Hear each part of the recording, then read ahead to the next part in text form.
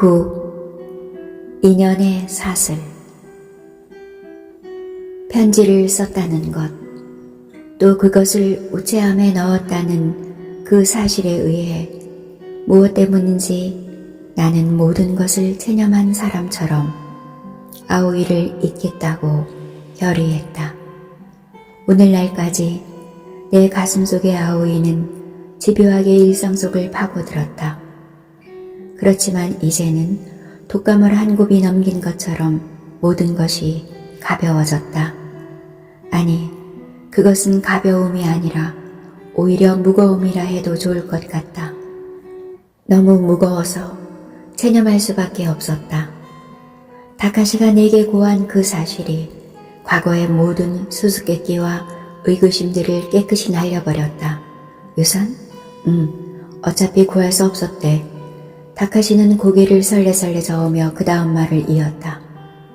그러나 그녀가 그렇게 할 수밖에 없었던 다른 이유가 있었어.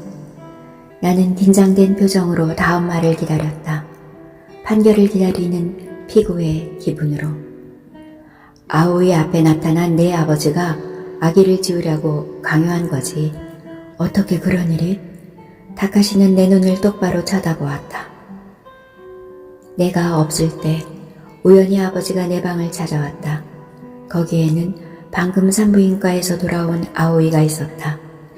당시의 아버지의 애인, 즉 나의 새엄마가 테이블 위에 놓인 태아의 초음파 사진을 발견하고 말았다. 아버지는 그녀에게 무자비한 언어폭력을 가한 후 준세이에게 어울리는 여자를 며느리로 삼을 생각이니 꿈도 꾸지 말라고 했다. 남 몰래 동거나 하는 그런 여자와 결혼시킬 수 없다. 부모 몰래 아기를 만들 애가 아니다. 어떻게 아들을 꼬셨느냐? 원하는 게 뭐냐? 유산이냐? 유산이라면 너나 너의 뱃속의 아이에게는 단 한 푼도 줄 수 없다. 라고 했던 것이다. 아버지라면 충분히 그러고도 남을 위인이다. 세이지 할아버지가 소지한 회화 컬렉션을 아버지는 오래전부터 노려왔다. 그 새어머니와 한통속이 되어 할아버지의 유산을 혼자서 차지하려는 것이다. 나에게조차 한 푼도 건네줄 생각이 없다. 내가 아이를 낳으면 귀찮아질 것이다.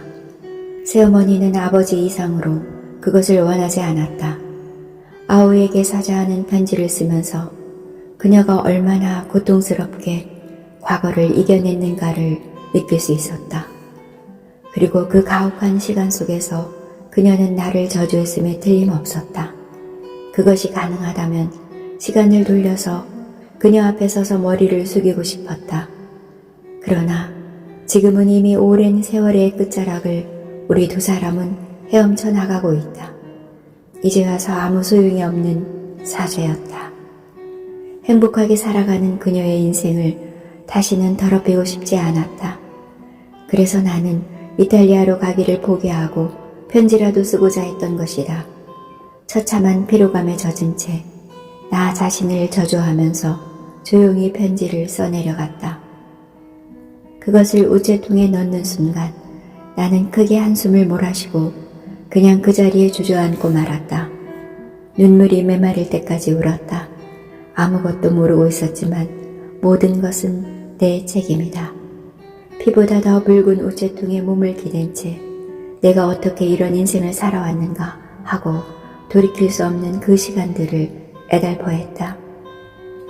진실을 알고부터 나는 더 이상 망상에 사로잡히지 않으려 노력하며 살았다. 아오이의 30살 생일날에 피렌체의 두오모에서 만나자는 어처구니 없는 약속은 꺼져가는 가느다란 촛불보다 더 희미한 빛이었다. 할아버지가 문안을 가기로 했다. 할아버지는 그럭저럭 일상생활을 유지할 수 있을 정도로 회복되었지만 쓰러질 때 머리를 다쳐 가벼운 언어장애를 일으키고 있었다.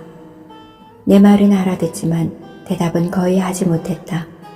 침대에 앉아 창밖을 바라보는 할아버지의 모습이 너무도 애처로워 매미와 나는 할 말을 잊고 말았다. 오후 할아버지는 호미애가 가져다준 스케치북을 펼치더니 그림을 그리기 시작했다. 입술은 조개처럼 꼭 다물었지만 선을 긋는 손길은 너무도 요설적이었다. 매미와 같이 그림을 엿보았다. 할아버지가 뒷 연필심이 새하얀 화선지 위를 매끄럽게 움직이고 있다. 그리고 그것은 점차 하나의 윤곽으로 드러나고 있었다. 아, 이건. 매미는 내 쪽을 돌아보았다. 나는 할아버지의 옆얼굴을 응시했다. 광대뼈는 튀어나오고 눈 아래도 푹 꺼졌지만 날카로운 안광을 바라는 그 눈은 분명 거기에 없을 어떤 건물을 유리창 너머로 바라보고 있었다. 이건 피렌체의 두오모야. 이 반원형의 탑은 브루넬레스키의 쿠폴라. 할아버지 눈에는 보이는 거야. 이 창 너머로 펼쳐지는 피렌체의 거리가. 할아버지는 묵묵히 그림을 그려갔다. 두오모를 다 그리자 이번에는 아르노강에 걸린 베키오 다리를 그리기 시작했다. 그리고 나서 산타크루제 교회의 마당을, 그리고 마지막으로 여자를 그렸다. 그것은 마리아 상이었지만 어디선가 많이 본 얼굴이었다. 조반나. 내가 중얼거리자 할아버지는 나를 쳐다보았다. 굳어버린 입과 근육은 전혀 움직이지 않았지만 눈가에는 은은한 미소가 번져나가고 있었다. 할아버지의 기억 속에는 선생의 얼굴이 선명히 아로새겨져 있음에 틀림없다. 할아버지는 그림을 다 그리자 눈을 감았다. 무언가를 생각하는 것 같아 가만히 지켜보고 있자니 이윽고 머리가 힘없이 아래로 떨어지더니 코를 골기 시작했다. 나는 선생의 얼굴 스케치를 들고 힘들었던 나날들을 떠올려 보았다. 선생으로부터 참으로 많은 것을 배웠던 수업 시절을 추억했다. 내 몸에 배인 보건기술은 지금 썩어가고 있다. 난 이대로 아무것도 않고 살아갈 생각일까? 할아버지는 선생이나 피렌체 거리를 묘사함으로써 내 기억을 자극하려 했는지도 모른다. 나는 할아버지가 바라보던 창밖으로 시선을 던졌다. 거기에는 초록으로 뒤덮인 무사시노의 들판이 펼쳐져 있었다. 피렌체의 역사에 봉인시켜둔 기억 속의 거리를 마음의 붓으로 그려내기 시작했다. 잠시 할아버지의 침대를 지켜보았지만 깨어날 것 같지 않아 돌아갈 준비를 하기 시작했다. 그때 후미애가 문을 열고 들어섰다.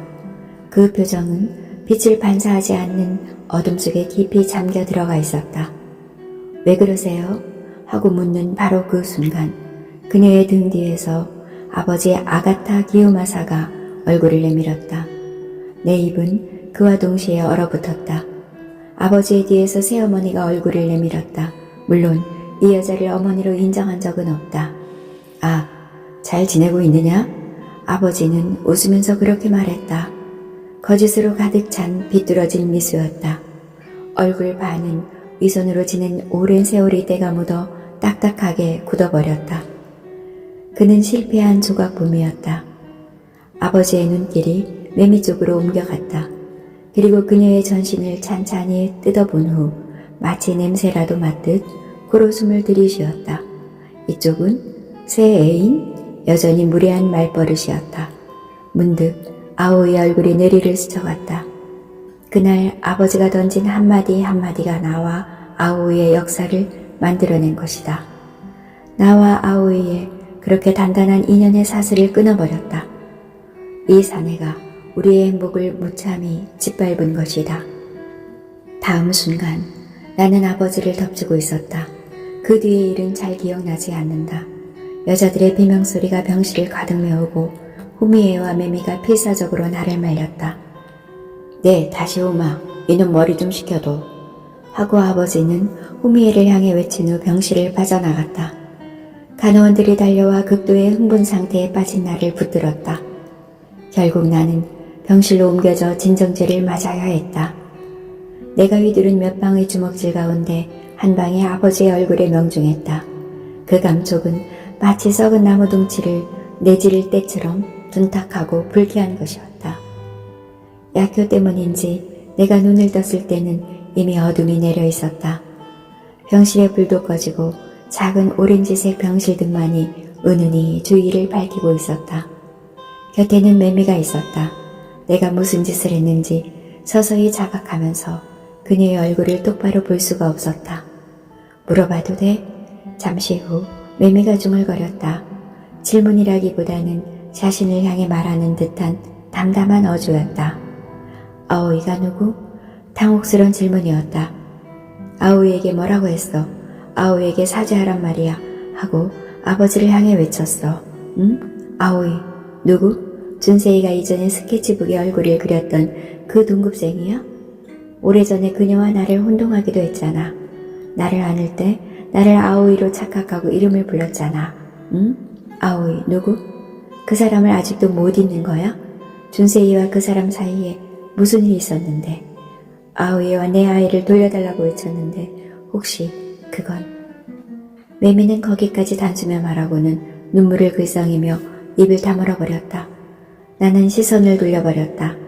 옛날 이야기야. 내가 학생 시절 때 사귀던 사람. 두 사람 사이가 아이가 있었어? 응, 아주 짧은 시간 동안. 그렇지만 이젠 없어. 유산했으니까. 나는 자신의 말에 스스로 놀랐다. 아릿한 통증이 가슴을 짓눌러왔다. 이젠 없는 것이다.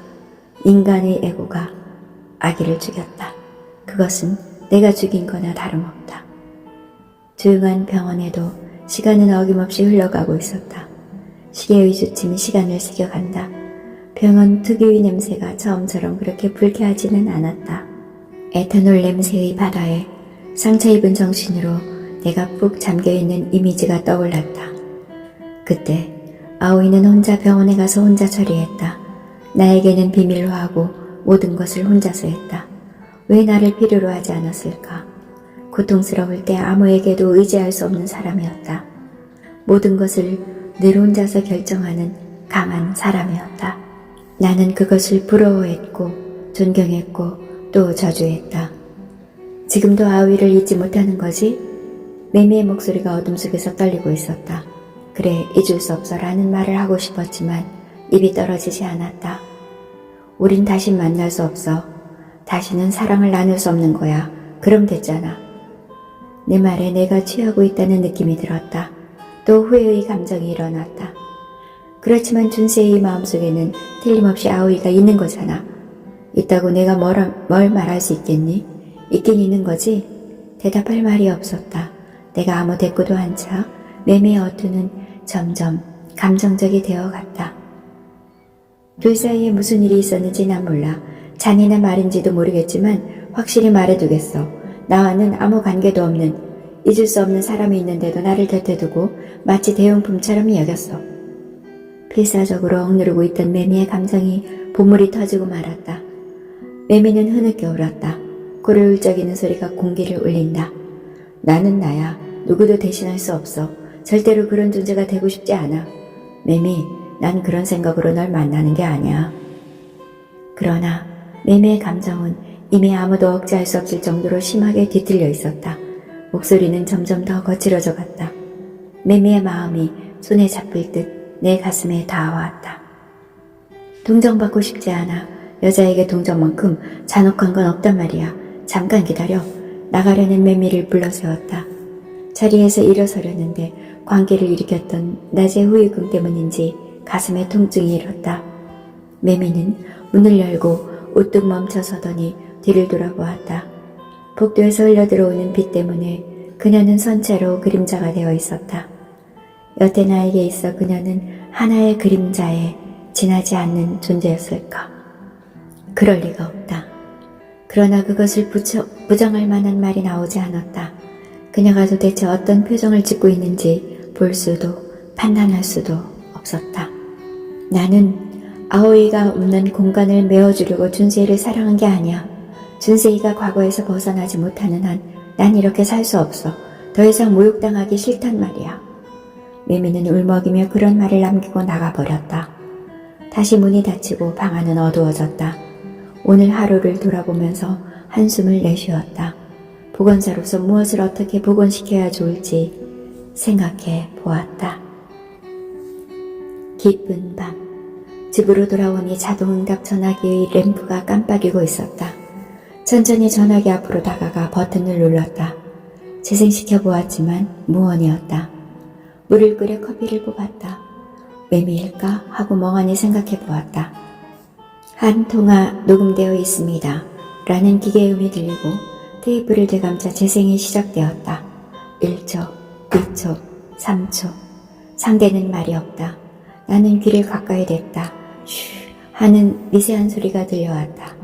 아주 멀리서 온 전화라는 생각이 드는 순간 그것이 아오리부터 온 전화가 아닌가 하는 직감이 들어 몸을 부르르 떨었다. 전화는 툭 끊어졌다. 다시 재생 버튼을 눌렀다. 테이프를 대감았다. 전화기에 바짝 귀를 댔다. 쉬. 그 소리는 단순한 회선 노이즈가 아니라 저편에서 내리는 빗소리 같았다. 도쿄는 막다.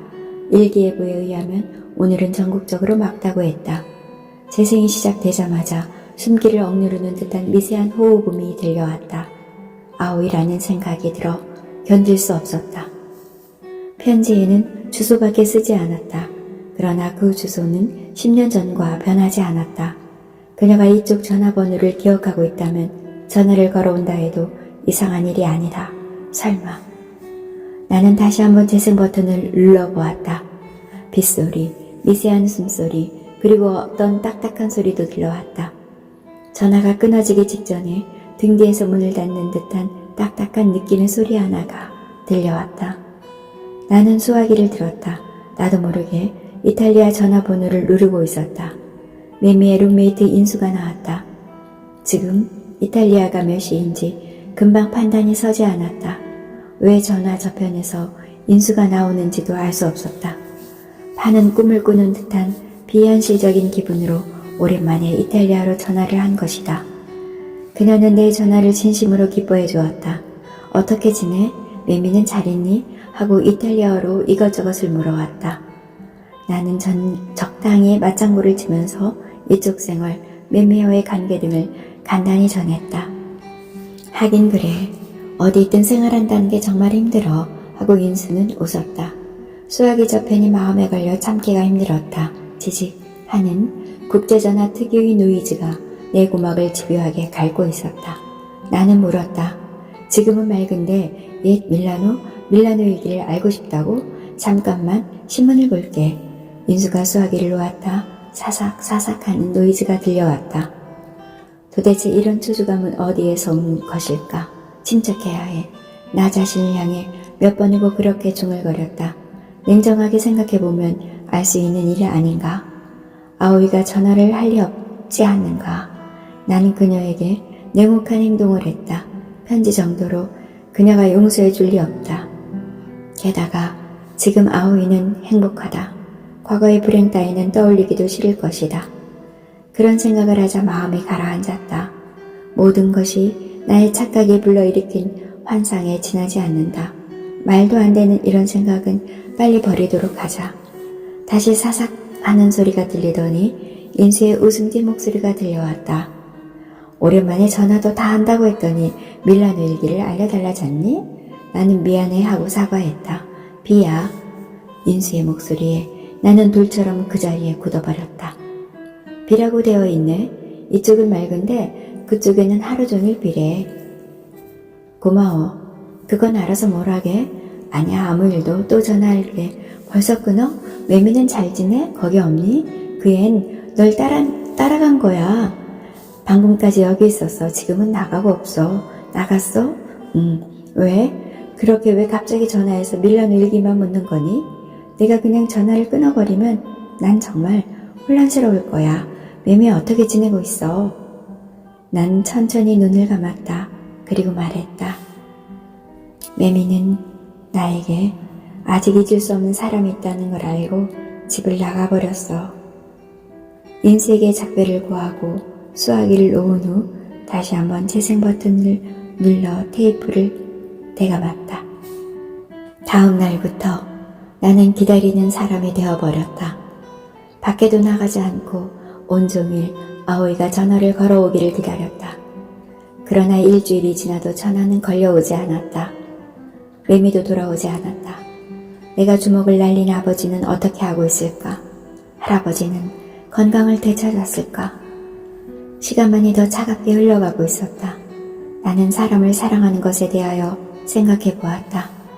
편지를 보내고서 이윽고 해방되었다고 안도의 한숨을 내쉬고 있었지만 오히려 그 어느 때보다 고통스럽지 않은가. 집을 나간 매미도 마음에 걸렸다. 모든 것이 엉망진창으로 뒤얽혀 나를 바닥 없는 늪속으로 빠뜨리는 것 같았다. 매미의 집은 그대로다. 그녀는 도쿄에 아는 사람이라도 있는 걸까? 매미와 아오이, 내 눈앞에 두 여성이 전혀 다른 모습으로 버티고 서 있었다. 일을 해야겠다고 생각했다. 이 모든 것으로부터 해방되기 위해서는 일을 하는 수밖에 없다. 일에 빠져들어 모든 것을 잊고 싶었다. 할아버지의 상태가 안정되어 있을 때 나의 미래를 보여주고 싶었다. 성실하게 일하는 모습을 보여주고 싶었다. 아니, 그것 또한 어리광이다. 나는 나를 위해 일하지 않으면 안 된다. 누구를 위해 일해서는 안 된다. 그렇게 나 자신을 향해 수도 없이 되뇌면서 옷을 갈아입었다. 벽에 걸린 할아버지의 그림은 인간에게 가장 소중한 것은 인연이며 관계의 그물이라는 사실을 이야기하고 있다. 인간 그 자체는 이 작품에 전혀 나타나 있지 않지만 남미의 씁쓸한 마을 한 구석이 치밀하게 묘사되어 있었다. 수많은 빗줄기가 하늘로부터 땅으로 쏟아져 내려 그 어두컴컴한 골목길에 옹기종기 모여 피어난 야생화를 밝게 비추고 있었다. 나는 인연의 사슬을 되돌이킬 수 있을까 하고 생각했다. 그리고 구두를 신었다. 문 손잡이를 잡는데 전화벨이 울렸다. 반사적으로 몸을 들려 황급히 구두를 벗고 방 안으로 뛰어들어가 수화기를 들었다. 그러나 상대는 나의 예상을 벗어난 후미애였다. 나는 실망을 감추면서 막 일자리를 구하려고 나가려던 참이었어요 하고 말했다. 할아버지가 소개한 보건소가 있어요. 거기 소장과 한번 만나보라고 해서요. 그 참 다행이로구나. 후미애의 목소리는 평소의 냉정한 뉘앙스를 되찾고 있었다. 아버지는 오늘 퇴원하셔. 아직 언어장애가 남았지만 일상생활에는 지장이 없다고 집으로 돌아가서 요양을 하라고 하더군. 그랬군요. 정말 잘 됐어요. 보건소에서 돌아오는 길에 들르도록 해. 아버지가 기뻐하실 거야. 그게 좀... 오빠는 뉴욕으로 가고 없어. 아버지가 건강을 되찾자 재빨리 사라져버렸어. 후미애가 코웃음 쳤다. 나는 그래요? 하고 중얼거렸다. 아버지가 죽기를 바랐겠지만 예상이 빗나간 거지. 건강해서 다행이라고. 말은 그렇게 했지만 표정이 어둡더라. 병원에 누워있을 때는 빨리 유언을 하라고 닥달을 하더니 말이야. 나는 탄식하지 않을 수 없었다. 나에 대해 뭐라 하던가요? 아니야, 아무 말도. 뭐든 반항하고 싶은 나이라고 하면서 투덜거리기만 하더라. 젠장, 말도 안 돼. 하긴 그래. 그렇지만 너도 좀 여유를 가지고 살도록 해라. 널 보자니 꼭 옛날의 나를 보는 것 같아 아슬아슬해. 옛날? 옛날에 나는 늘 걱정에 휩싸이는 성격이었어. 겉으로 보기에는 평온하지만 마음속에는 늘 충족되지 못한 뭔가가 꿈틀거리고 있었지. 처음에는 여자라서 화단이 나를 인정해주지 않는다고 생각했더랬어. 걸작을 그려도 전혀 인정해주지 않는다고 말이야. 차별이라고 생각한 거야. 개중에는 아버지의 후광으로 화단에서 기어오른다고 욕하는 사람도 있었어. 하기야, 아직도 그런 사람들이 있긴 해. 그런 사람들 치고 재능이 있는 사람은 하나도 없으니까 이제는 마음에 두지 않을 수 있어. 우미애는 생각지도 않게 자신에 대해 많은 말들을 해서 나를 놀라게 했다. 그 당시 내가 여자만 아니었더라면 하고 얼마나 원망했는지 몰라. 그렇지만 이제는 그게 잘못된 생각이란 걸 알아. 예술이란 쓸데없는 일에 신경 쓰지 말고 자기 자신을 믿고 노력하면 언젠가는 정상으로 올라설 수 있어. 남자건 여자건 명성이건 성공이건 그건 창작 활동과는 아무런 관계도 없는 거야. 보다 자연스럽게 살아가야겠다고 생각하고 아버지를 흉내내서 남편과 이혼하고 전 세계를 방랑한 거야. 좋은 경험이었다. 인간이란 걸 좀 알게 된 것 같은 기분이 들더라. 왜 내게 그런 이야기를 하는 거죠? 뭘? 지금까지 내게 그런 이야기 한 적 없잖아요. 난 쓸데없는 간섭하는 걸 좋아하지 않으니까. 그럼 왜 이제 와서 쓸데없는 간섭을 하는 거죠? 그럼 좀 어떠니? 피를 나눈 사이인데. 나는 피 하고 중얼거렸다. 지금 널 보고 있느라면 너무 굴레가 많아서 고통스러워하는 것 같아. 옛날에 나도 그랬지. 예술가는 굴레를 가지면 끝장이야. 난 코웃음 쳤다. 그렇지만 난 예술가가 아닌걸요? 기술자지요. 예술가가 만든 것을 고치는 복원사잖아요. 그렇지 않아. 난 그렇게 생각 안 해. 내가 선택한 일은 예술을 단순히 소생시키는 마법의 지팡이 같은 일이 아닐 거야. 시간을 만들어내는 예술이라 생각해. 복원사는 멋진 예술가야. 그것도 시간을 소재로 하는. 글쎄요. 하고 말을 끊은 다음 나는 아무 말도 하지 않았다. 후미애는 복원일을 다시 하라고 하면서 전화를 끊었다. 어딘지 모르게 후미애가 아버지와 같은 인종이 아닐까 생각했지만 그것은 나의 큰 오산이었다. 아버지가 해야 할 말을 부모도 아닌 후미애가 해주었다는 것이 내겐 한 줄기 빛이 되었다. 문득 얼굴을 들자 할아버지의 작품 인연의 사슬이 눈에 박혀왔다. 다시 전화벨이 울렸다. 수화기를 들고 예, 아가타입니다 하고 말했다. 대답이 없었다. 마음속으로 차가운 바람이 불어가는 것 같았다. 그러나 심장은 심하게 고동치고 있었다. 죄송해요. 전화를 잘못 걸었어요. 수초의 공백 이후 상대는 그렇게 말하고 전화를 끊었다. 그 공백을 떠올리는 순간 번개불이 번쩍했다. 아오이. 나는 수화기 저편을 향해 외쳤다. 그러나 이미 전화는 끊어지고 수화기에서는 규칙적인 신호음만이 흘러나오고 있었다. 10. 푸른 그림자. 나의 광장. 예전에 그렇게 부르며 사랑하던 여인이 있었다.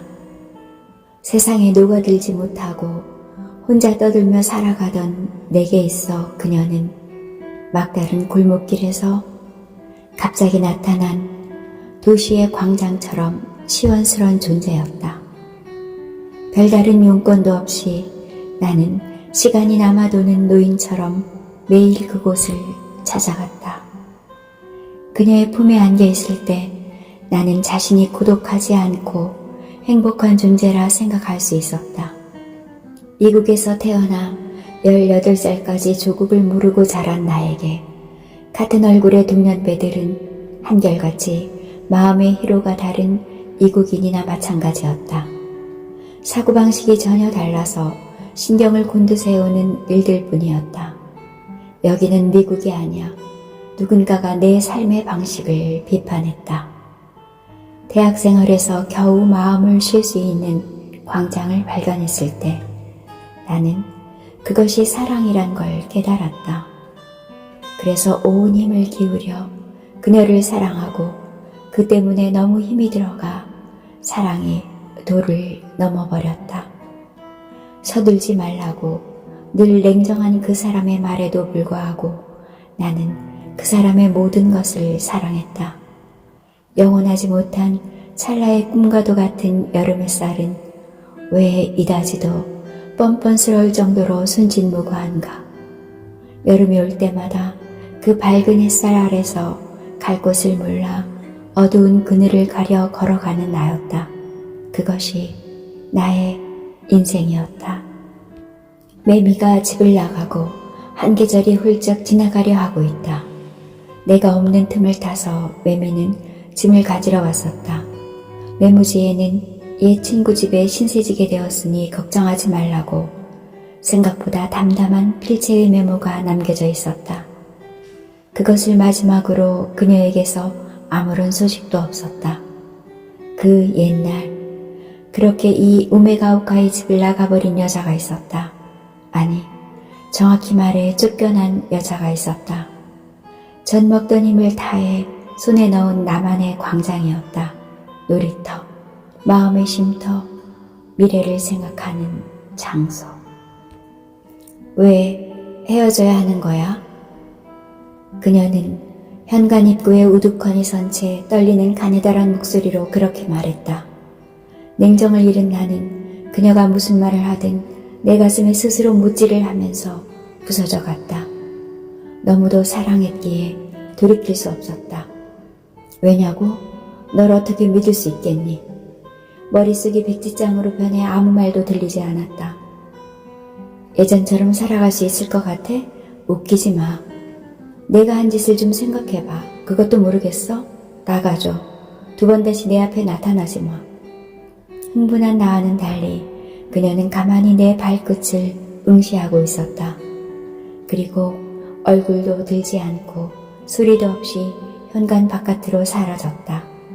광장을 잃어버린 후 인생의 종언을 기다리는 만년의 노인처럼 나는 더 이상 산책도 하지 않고 다시금 고독의 방 창가에서 쏟아지는 햇살, 흘러가는 구름만 멍하니 바라보는 인간이 되었다.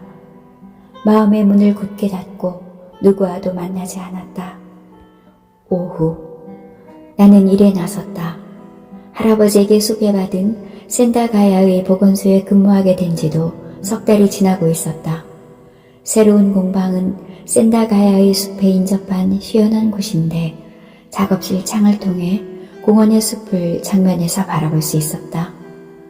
일본과 이탈리아의 복원 방법에는 약간의 차이는 있었지만 할아버지의 소개도 있었고 또한 이탈리아의 기술을 보유한 희수 가치도 있다는 판단에서인지 급료 면에서나 시각적인 면에서 생각보다 좋은 대우를 받게 되었다.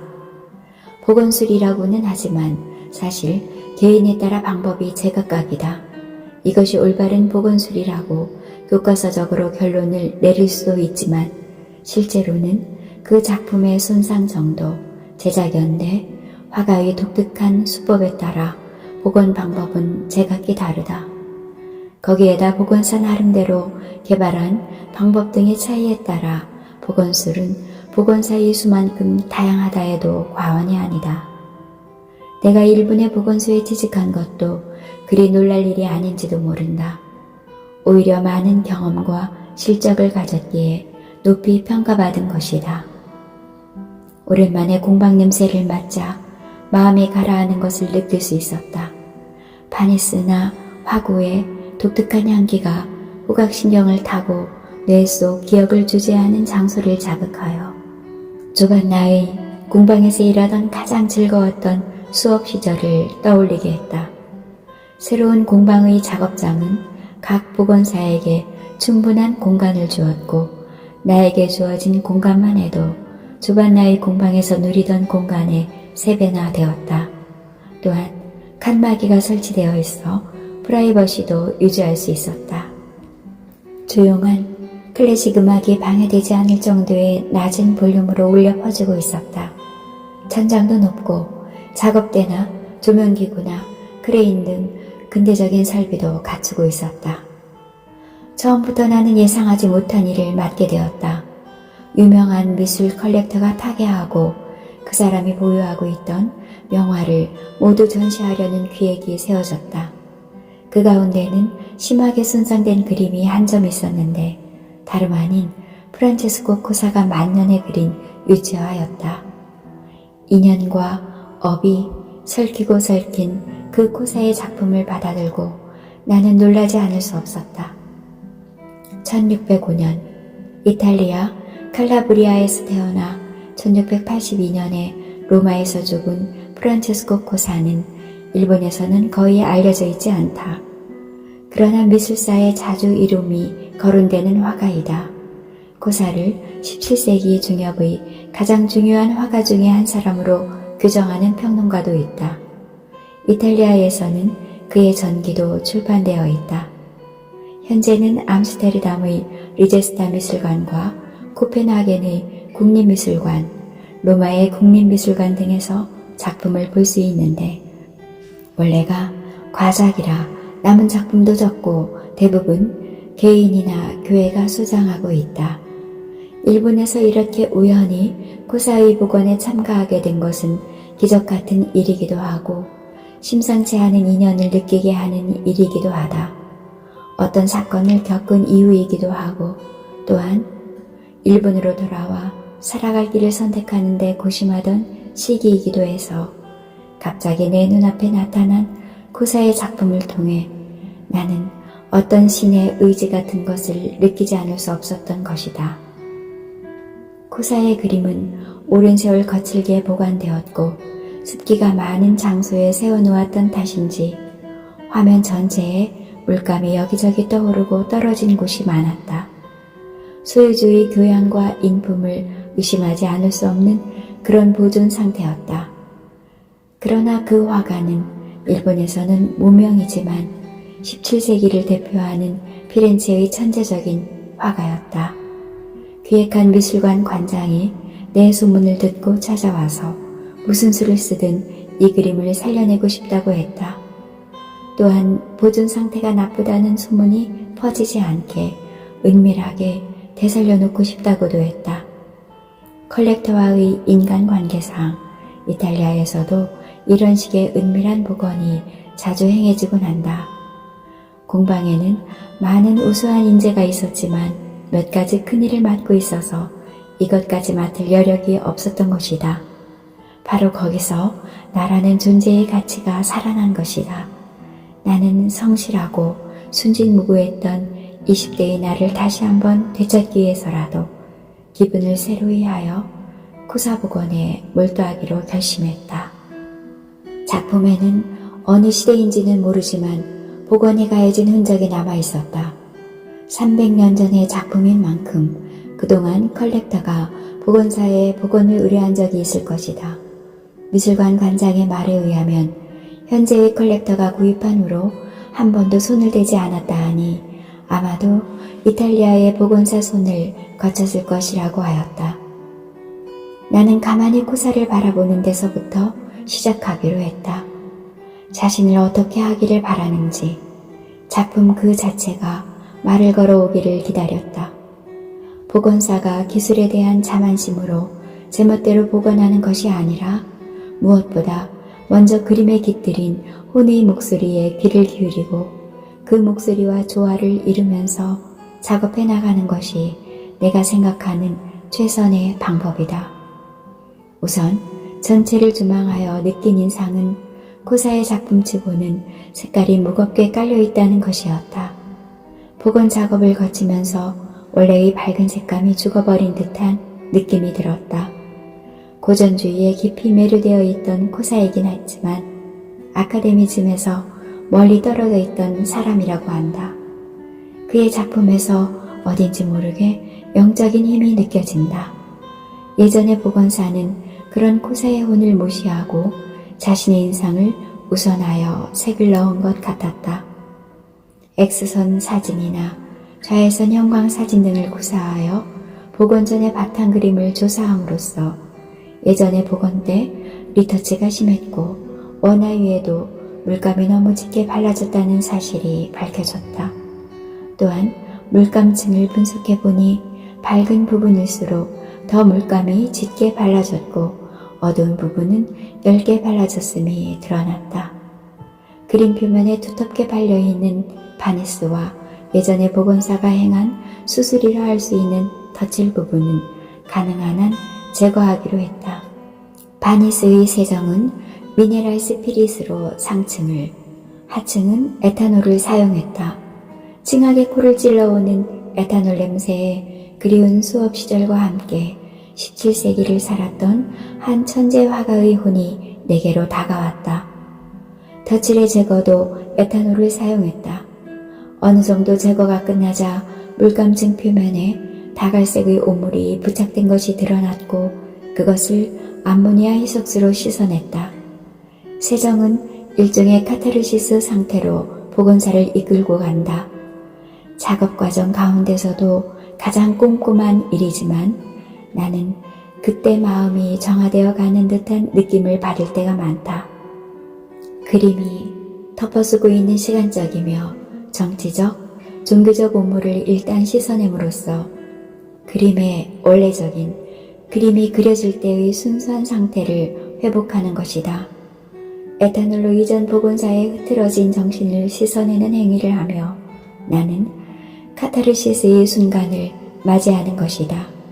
인간의 업을 씻어내는 이 청량한 기분, 정막에 감싸인 산골짜기 선사의 마당을 빗자루로 쓸고 있는 듯한 은은한 감동. 그때 그림은 이발소 주인에게 머리를 맡기고 있는 손님이 된다. 의자에 앉아 몸을 맡기고 있는 소박한 손님, 싹둑 잘려나가는 머리카락 아래 매끌매끌한 피부가 기다리고 있는 것이다. 모든 세정 작업이 끝나자 비구름 같은 우물 아래 있던 아름다운 원화의 푸른 하늘이 나타났다. 그 순간 나는 코사의 영의 힘으로 지금까지의 인생이 모두 용서받은 듯한 느낌에 사로잡혔다. 원화가 가지고 있던 색감은 나의 예상을 뛰어넘었다. 하늘은 이탈리아 특유의 싱싱한 푸르름으로 가득 차 있었다. 어두운 나무 그림자와는 달리 끝도 없이 솟구치는 푸른 하늘이었다. 저 멀리 산능선이 하늘과 미묘한 선을 긋고 있고 그 위를 떠다니는 구름이 어렴풋이 하늘에 잠겨 점차 녹아들어가는 모습이 너무도 아름답게 묘사되어 있었다. 벌레 먹은 나무 액자의 구멍에 처치를 가하고 지지체를 고친 다음 나 자신의 혼을 코사의 영혼에 접근시키는 작업에 들어갔다. 시공을 넘어서 화가와 일체가 되는 멋진 순간이었다. 화면에 방부제를 바르고 용제형 아크릴 물감을 사용했다. 덧칠이야말로 복원 작업의 핵심이지만 사실은 여기에 이르기까지의 엄밀한 작업이 있었기에 덧칠이라는 핵심 이벤트가 가능한 것이다. 나는 세피를 잡고 손목에 힘을 넣었다 뺐다 하면서 덧칠을 시작했다. 고고한 화가 코사가 조용히 캠퍼스를 마주할 당시의 기분을 마음속으로 그려보면서 색을 입혀간다. 오랜 복원 과정 속에서 억제되어 온 환희가 여기에 이르러 일거의 폭발을 일으켰다. 만나본 적도 없는 코사와 나 자신이 하나가 된다. 그가 보고 느끼고 흥분하고 명상했던 그 시대의 숨결을 만난 것이었다. 나는 무당이 되었다. 붓이 자연스럽게 움직여간다. 내 자신의 능력을 넘어서 마치 천국에 있는 코사의 영혼과 연결된 듯한 일체감이었다. 복원사에게만 주어진 지구의 순간이다. 찢어진 코사의 그림이 떠올랐다.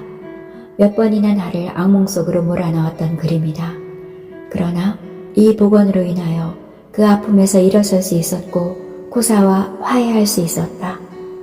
난 역시 복원사로서 미래를 살아갈 수밖에 없다고 생각했다. 과거와 화해하면서 미래로 오르는 길밖에 없었다. 주어진 단조롭고 섬세한 작업을 묵묵히 해나가는 사이에 굳은 몸이 서서히 풀어지기 시작했다.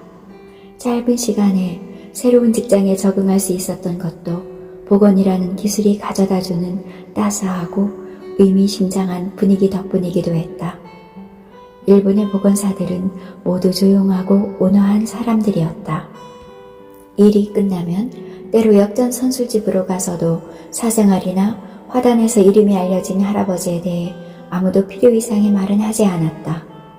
칸막이로 나뉘어진 넓은 공방 안의 개인 작업실에서 작업복 차림의 복원사들이 선체로 일을 하는 모습은 마치 그들 자신이 전시장에 놓여진 조각품 같은 인상을 주었다. 그것은 복원소에서만 맡을 수 있는 고귀한 공기를 재료로 만든 조상이라 해야 할 것이다. 한여름밤 복원소 동료들과 오랜만에 밤늦게까지 술을 마셨다. 화제는 라파엘로였다.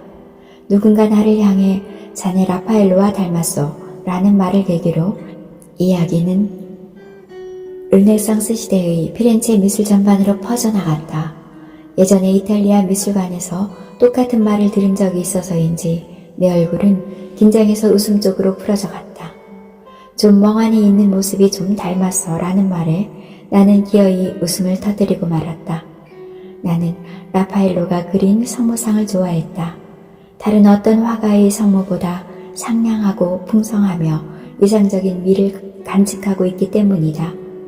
라파엘로가 그린 성모상에 대해 이야기하면서 나는 아오이를 생각하고 있었다. 그녀는 오랜 세월 나의 성모였다. 만나서 헤어질 때까지, 아니 아직도 그럴지도 모른다. 헤어진 지 7년이란 세월이 흘렀지만 점점 더 그녀는 내 마음속에서 존재감을 더해갈 뿐이었다. 그날 걸려온 전화는 정말 아오이에게서 온 것일까? 잘못 걸었습니다 하고 끊긴 했지만 그 목소리는 아오이와 흡사했다. 7년이란 세월이 흘렀지만 아오이의 목소리를 잘못 들을 리가 없다. 그럼 왜 그것을 확인하러 밀라노로 가지 않는가? 그 전화가 정말 아오이가 건 것이라면 그것은 적어도 과거를 현재로 이끌어오려는 어떤 모색의 신호가 아닐까? 내가 이렇게나 그녀를 잊지 못하듯이 그녀 또한 나를 잊지 못하고 있는지도 모른다. 피렌체의 두오모에서 만나자는 약속을 기억하고 있을지도 모른다. 그 일이 벌써 내년으로 다가오지 않았는가? 100% 자신이 있는 건 아니었다. 조국을 떠난 마음을 내 마음 한구석에서 머리를 내민 냉정함이 억눌러준다. 미국인 애인과 사이좋게 살아가는데 내가 찾아가서 그녀를 곤란하게 할 권리 따위는 없다. 그 옛날 아오이를 쫓아낸 인간이 아닌가. 원한의 대상이 될지언정 아직도 사랑받을 자격이 있는 인간이라 생각하다니. 그것은 어리석은 인간의 덧없는 망상에 지나지 않았다. 만일 그 전화의 주인공이 아오이가 아니라면 나는 현재를 살아가는 아오이의 인생에 황치를 하는 셈이 된다. 용기가 일지 않았다. 만나고 싶다. 한 번만이라도 좋으니 그녀를 보고 싶다. 매일 밤 나는 그녀를 생각하고 있다. 생각하면서도 이런 생각이 과거를 덮을 수 없다는 느낌이 들어 그만 풀이 죽어버린다. 아오이의 얼굴을 그린다. 혼자만의 밤. 새하얀 화선지 위에 기억 속의 그녀를 무수한 선으로 그려본다. 보건소 동료들과 신주쿠역에서 헤어져 나는 오다큐선을 타고 우메가오카역에 내렸다. 역은 옛날과 하나도 달라진 곳이 없었다. 마치 시간을 거꾸로 거슬러 올라온 듯한 착각에 사로잡힐 정도였다. 반대편 플랫폼에 세이조 대학생 전차를 기다리는 우리 두 사람이 서 있는 것 같은 느낌이 들었다. 개차를 하고 북측 북토리로 나선다. 가로등 불빛이 역전을 밝히고 있었다. 공중전화 부스 주변에서 술에 취한 대학생들이 떠들어대고 있다. 그들의 활기찬 목소리만이 여름밤을 울리고 있다. 7년. 도대체 나는 어떻게 살아왔던가? 아무 기억이 나지 않았다. 아파트에 도착하자 현관에 낯익은 그림자 하나가 있었다. 매미가 무릎을 끌어안고 동그랗게 몸을 말고 있었다. 발자국 소리에 그녀는 얼굴을 들어올리고 말없이 내 얼굴을 바라보았다. 우리 두 사람은 아무 말 없이 신중하게 서로의 목에서 터져나올 어떤 말을 초조하게 기다리고 있었다. 길었던 머리카락은 귀 아래서 싹둑 잘라져 있었다. 내가 보란 듯이 귀 윗부분까지 가슴이 아릴 정도로 짧아져 있었다. 연락도 하지 않고 도대체 어디가 있었니? 내가 물었지만 매미는 대답하지 않았다. 입술을 앞으로 쑥 내밀고 눈에는 결의에 찬 날카로운 빛이 번득이고 있었다. 확실히 해두고 싶어서 왔어. 그녀는 일어섰다. 나는 문을 열었다. 매미는 아무 말 없이 안으로 들어갔다. 소파 위에는 아오이의 얼굴이 몇 장 흩어져 있었고 두 사람의 시선은 동시에 그 위에 머물렀다. 매미는 잠시 멈춰선 채 그 그림들을 내려다보았다. 나는 당황하지도 않고 침착하게 한 장 한 장 집어들었다. 매미는 작게 한숨을 내쉬더니 창가 의자에 걸터 앉았다. 나는 소파에 앉아 그녀의 말을 기다렸다. 헤어져야겠지? 불쑥 튀어나온 꺼질 듯이 약한 목소리와 함께 코를 훌쩍이는 소리가 울려 퍼졌다. 그녀의 옆 얼굴을 바라보았다. 매미의 시선은 할아버지의 인연의 사슬이라는 그림에 못 박혀 있었다. 이탈리아인과 일본인 사이에서 태어난 그녀의 굴격은 나와는 미묘하게 달랐다. 품위 있게 솟은 코가 작고 예쁜 입술 위에 올려져 있다. 전등 불빛을 받아 깊은 곳에서 빛을 발하고 있는 듯한 크고 윤곽이 뚜렷한 눈동자. 동양인과 서양인의 아름다운 육체적 조건을 동시에 불려받은 하나의 예술품처럼 화사한 모습이었다. 그럼에도 불구하고 그녀는 한 번도 그 용모에 대해 기뻐하지 않았다. 오히려 저주의 말을 퍼부을 때가 더 많았다. 이제 모든 걸 끝내야겠지? 피렌체에서 귀찮을 정도로 나를 따라다니던 매미와의 나날들이 떠올랐다. 그러나 그 소녀의 어리광 같은 행동들이야말로 그녀의 매력이었다. 줄병처럼 언제나 곁에 붙어 다니려 하던 그녀를 귀찮게 생각하면서도 그와 동시에 세상에 하나밖에 없는 여동생처럼 귀엽게 느끼기도 했다. 끝장이나 이별 같은 그런 게 아니야. 매미는 울음을 터뜨렸다.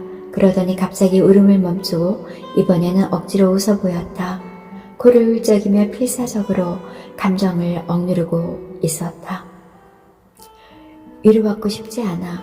버리고 싶으면 확실히 말해줘. 그러지 않으면 잊을 수 없으니까. 준세이는 내게 하나뿐인, 세상에서 단 하나뿐인 사람, 정말 사랑하는 사람이니까. 귀찮다고 생각했던 나 자신을 용서할 수 없었다. 이 아이가 진심으로 나를 사랑한다는 사실을 누구보다 잘 알고 있지 않은가. 그럼에도 나는 잔혹하고도 무자비하게 이 관계를 끝내려 하고 있다. 기억 좀 해봐. 함께 아르노 강가를 산책했잖아. 손을 잡고 쇼핑을 하고 저녁을 먹고 와인을 마시고 키스를 했잖아. 수도 없이 나를 안아줬어. 준세이의 몸 구석구석 나 모두 기억하고 있어. 누구보다도 잘 알고 있어. 응? 이렇게 사랑하는데 왜 헤어져야 해? 아직 어리구나 하고 생각했다.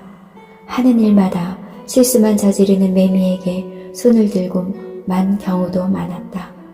그렇지만 귀찮다는 생각을 하면서도 동시에 그것이 그녀의 매력이라고도 생각했다. 솔직히 말해 매미와 헤어진 다음 10년 후에 그녀를 아오이처럼 생각하지 말라는 법도 없을 것이다. 그녀의 말처럼 나는 매미에게 구원받은 적도 많다. 이 어린애 같은 순진무구함에 얼마나 위로받았던가. 위선자, 나는 스스로를 비판했다. 매미, 좋아하지만 어쩔 수 없는 일도 있는 거야. 인간이란 한꺼번에 두 사람을 사랑할 수 없어. 그냥 적당히 마음을 속이고 너랑 있는 게 좋다고 얼버무리는 건 나 자신을 속이고 너를 속이고 결국 우리 두 사람의 미래를 최악으로 만들어버릴 거야. 매미가 내 쪽을 되돌아보았다. 아름다운 얼굴이다. 고뇌하는 인간은 늘 이렇게 아름답다. 그 미래가 아무리 최악이라 해도 준세이와 같이 있을 수만 있다면 난 좋아. 나 누구에게도 지지 않아. 누구보다도 준세이를 사랑할 자신이 있어. 어른이 될게. 응? 정말 노력할게. 지금보다 더 예뻐지고 지금보다 더 여자다워질게. 그런 문제가 아니야. 넌 지금 그대로가 가장 좋아. 싫어. 난 변할 거야. 준세에게 사랑받을 수만 있다면 뭐든 할 수 있어. 침묵이 이어진다. 긴 공백이었다. 그 사이 매미는 가만히 눈을 감고 있었다. 입술을 깨물 때마다 턱의 근육이 미세하게 떨렸다. 아빠를 만나 말도 안 통해서 슬퍼하고 있을 때 준세이가 있으니까 괜찮다고 살아갈 수 있다고 생각했어. 준세이가 없는 세상 아무런 의미가 없어. 몇 달 동안 생각해 보았어. 처음부터 다시 시작할 수 있다면 나 더 열심히 노력할게. 가슴이 아려왔다. 내가 고통받는 것처럼 매미도 괴로워하고 있다. 고통을 나눠 가지는 것 또한 사랑의 또 다른 결말인 것이다. 죽어버릴까? 어리석은 소리. 넌 그러지 못해. 그런 약한 인간이 아니야. 매미는 소리 높여 울었다. 이번에는 끝도 없이 이어졌다. 왜 그날 아오이는 울지 않았을까? 내 앞에서 울어본 적이 있었던가? 아니, 있었다. 울면서 무너져 내린 적도 있었을 것이다. 그럼에도 불구하고 그녀에 대한 인상은 갑옷을 걸친 잔다르크처럼 언제나 꿋꿋하고 강했다. 울음을 그친 매미는 어금니를 꽉 깨물고 나를 노려보았다.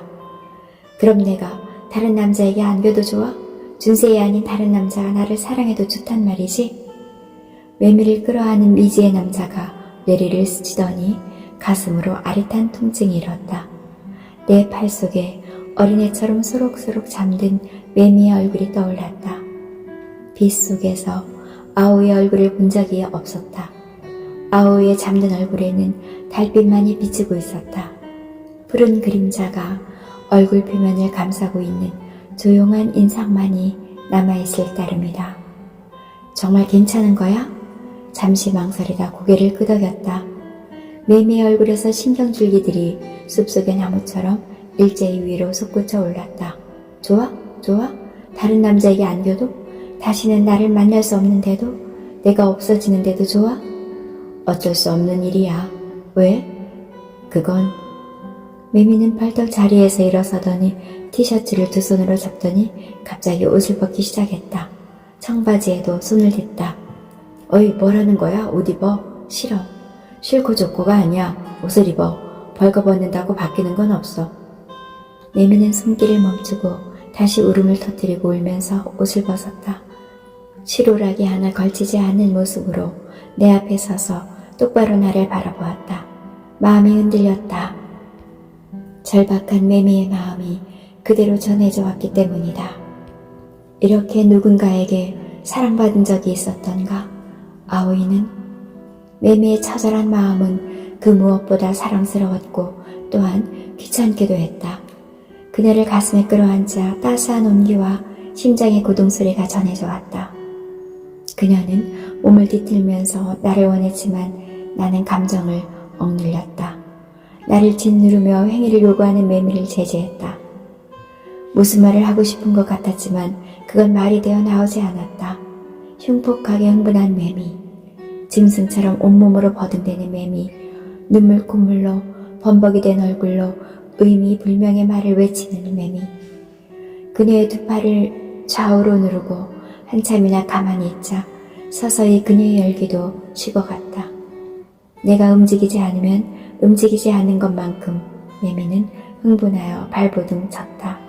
마치 발작을 일으킨 사람처럼 팔 안에서 버둥거렸다. 5분 정도 지나자 매미는 내 팔 안에서 쭉 늘어졌다. 나는 그녀가 움직이지 않기를 기다렸다가 가만히 안아올려 침대에 눕혔다. 흐느껴 오는 소리만이 내 귀를 휘감았다. 그것을 떨쳐버리려는 듯이 방을 빠져나왔다. 문을 닫고 작게 한숨을 토해냈다. 이러면 되는 건지 나도 알 수 없었다. 모든 것을 잃어버린 듯한 느낌이 들었다.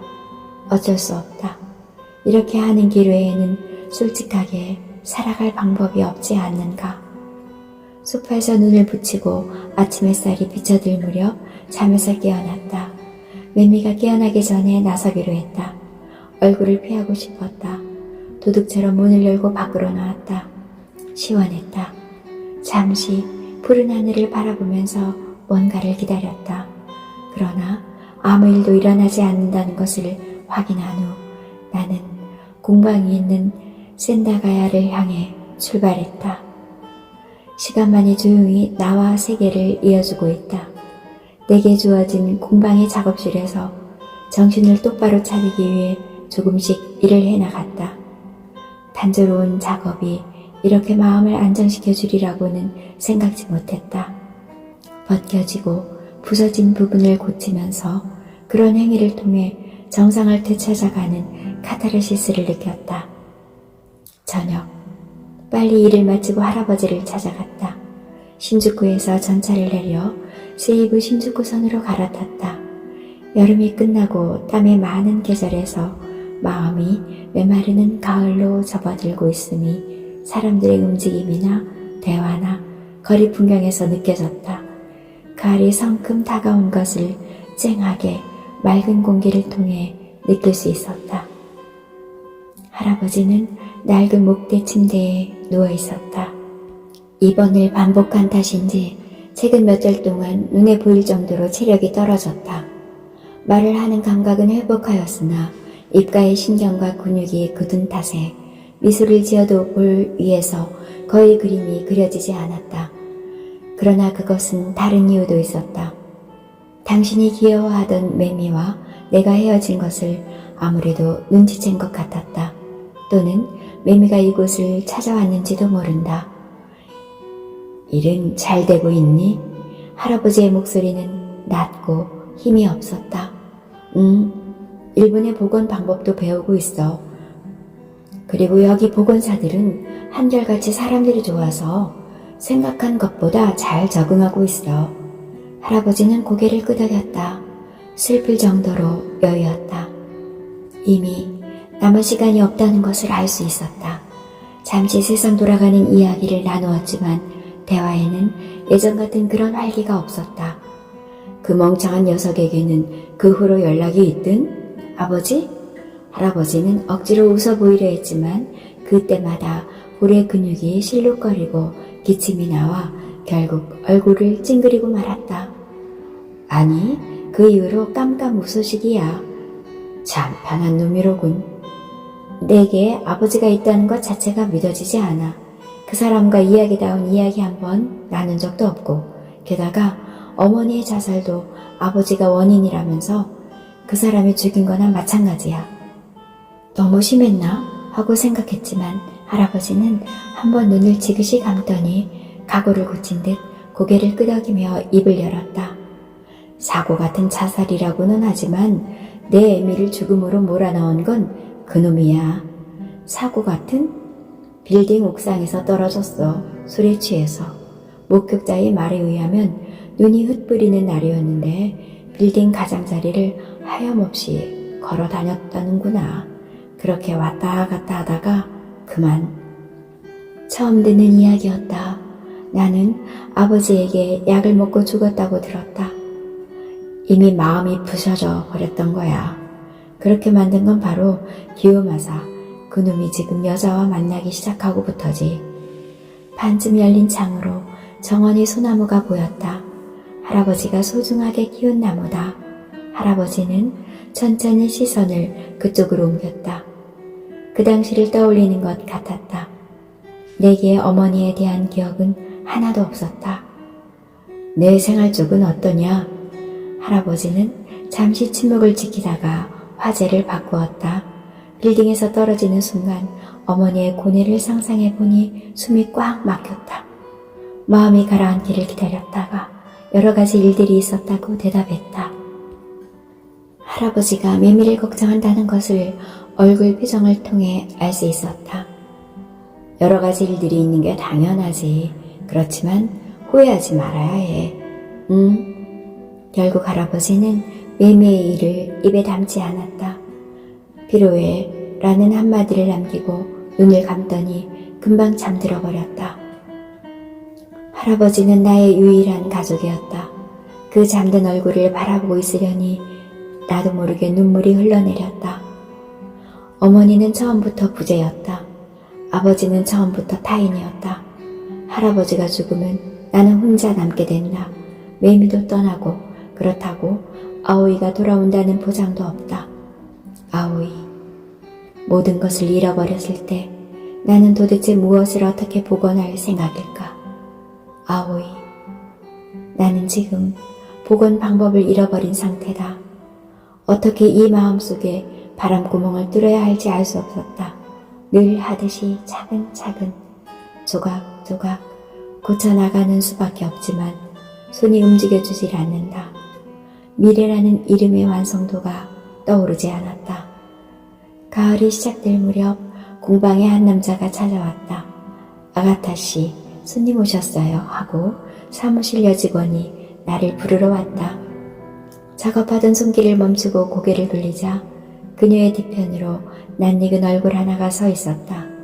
시선이 마주쳤다. 폐를 둘러싼 근육이 꽉 뭉치는 것 같았다.